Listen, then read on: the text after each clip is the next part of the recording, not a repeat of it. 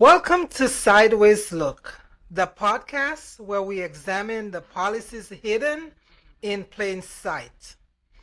I am your host, Dr. Paul. Today's question: who is affordable housing really for? And folks, the reason why I took insight into this topic and wanted to discuss it, it's because I had an acquaintance. I met with an acquaintance and they was telling me their story about not being able to afford where they now live. Why? Because the landlord increased on their rent and they're living in an affordable housing unit. So I am certain that we know someone. As I stated, this was an acquaintance. I've never met this individual, but I felt willing to listen and wanted to hear their story. So, and we know someone that is going through this ordeal, some way or somehow. So let's dive in. What is affordable housing? Affordable housing has become a political buzzword, if you will. It's appearing on campaign flyers, if you will, council agendas, and budget speeches. Speeches for real.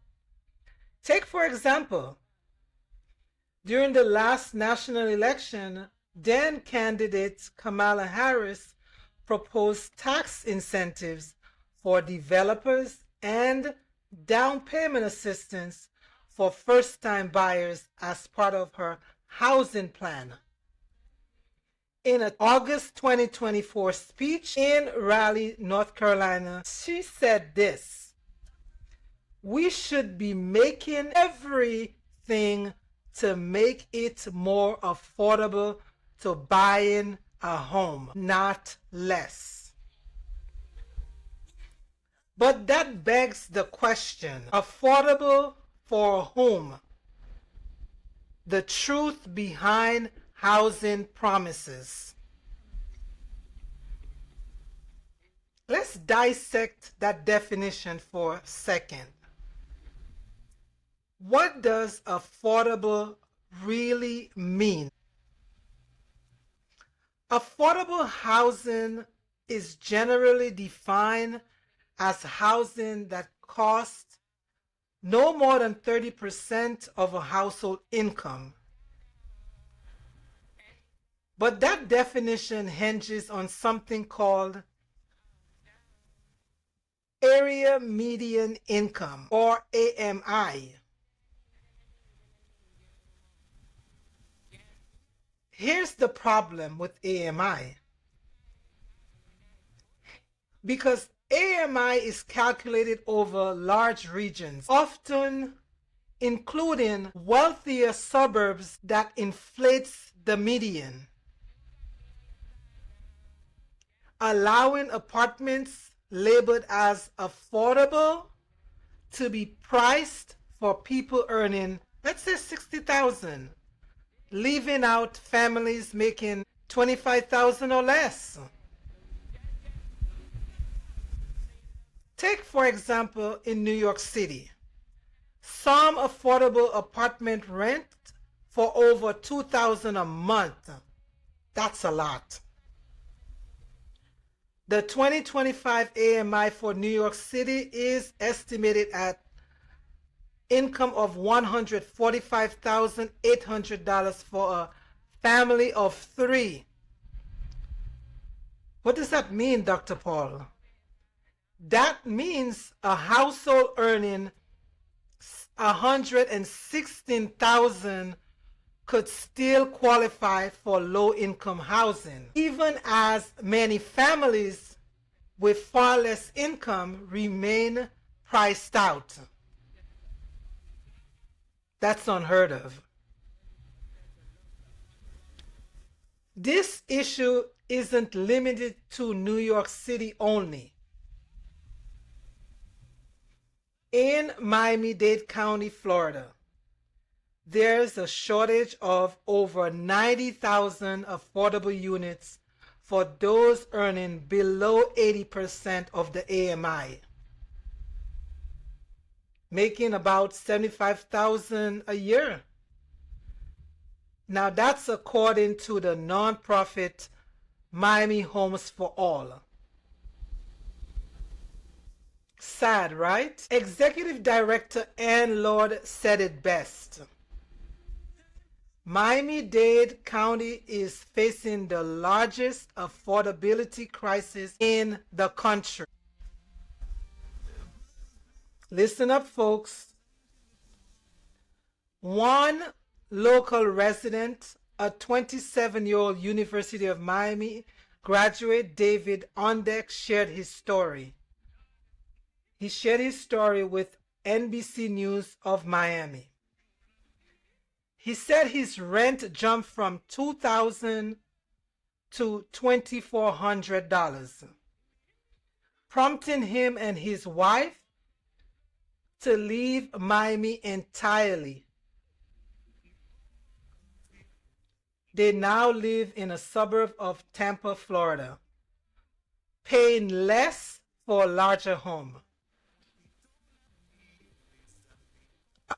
Question: affordable right?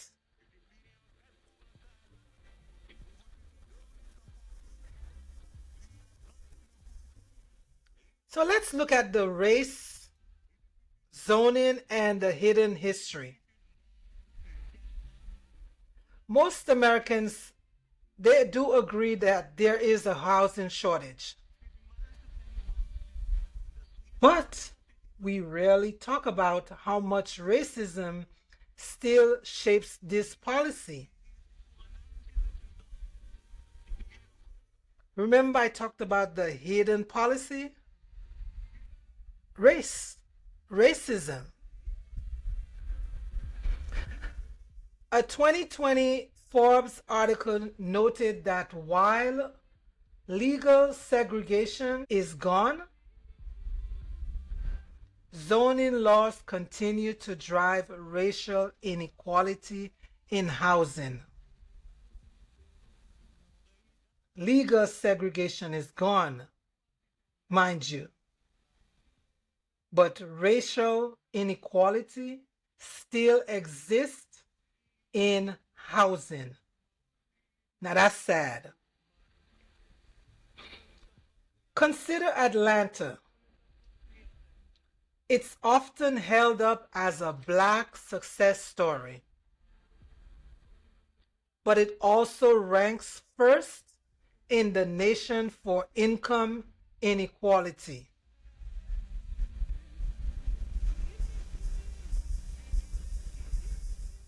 Because most black people that are successful, they live in Atlanta. Again, racism.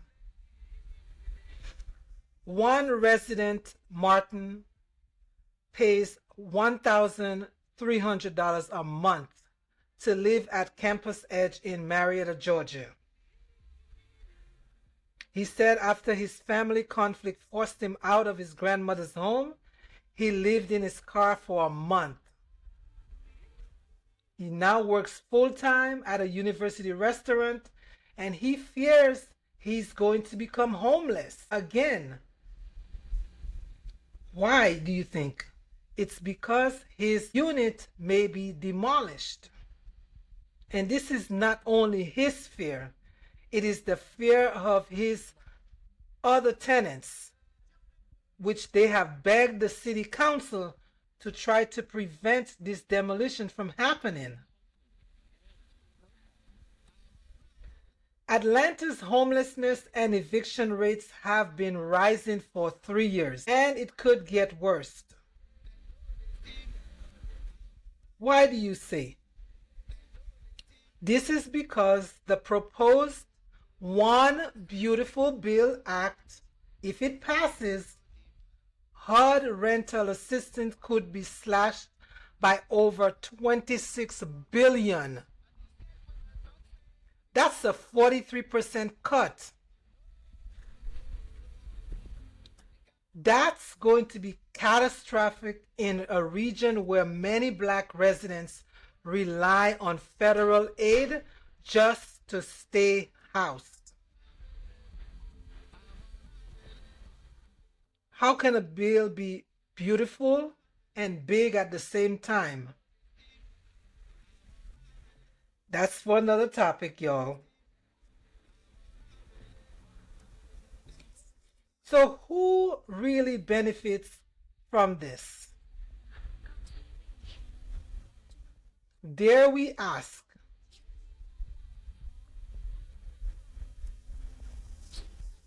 It's the developers, not renters,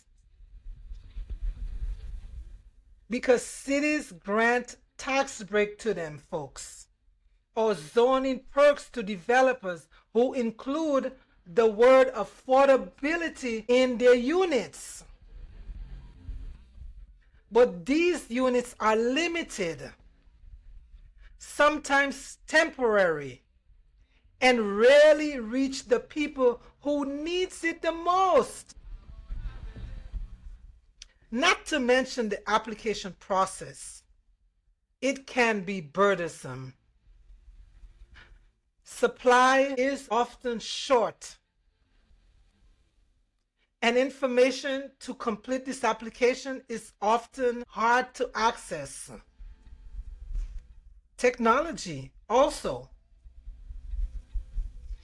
Meanwhile, redevelopment projects displace long-term residents under the banner of, guess what? Revitalization, gentrification, if you will. Let's take a look at the policy and politics involved in affordable housing. Some say there are solutions. Some of the solutions are working. Take, for instance, community land trust. Community land trust preserves affordability by removing land from the speculative market. That's helpful. Some cities are implementing tiered income models and deep subsidies to reach truly low-income households. Miami. But there's still a shortage. But these efforts require political will, and they rarely get headlines. Because politics is inside of it and not a side of it. They are just words for politicians. Actions are not taken by the decision makers. Instead, what you often see is a bunch of ribbon cuttings, glossy brochures, and promises that sound too good to be true and never delivering the goods. As one housing advocate said, we have the tools. What we lack is the courage to use them boldly. I agree.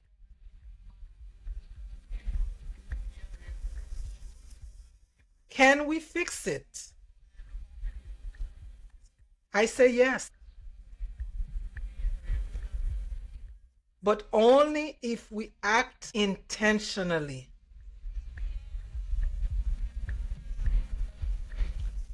We can do one of three. Expand subsidies for renters and nonprofit developers. Develop coordinated a 10-point housing strategy across all levels of government, local, federal, state, all levels of government. Modernize building codes and streamline permitting.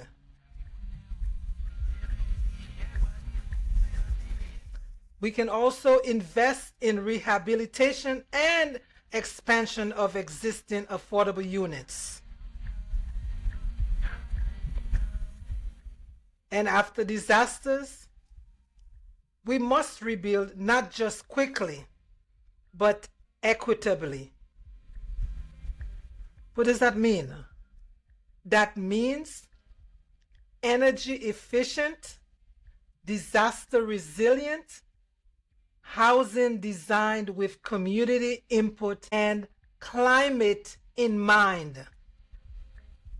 Because we need to learn from natural disasters how to rebuild better. But most importantly, communities must lead.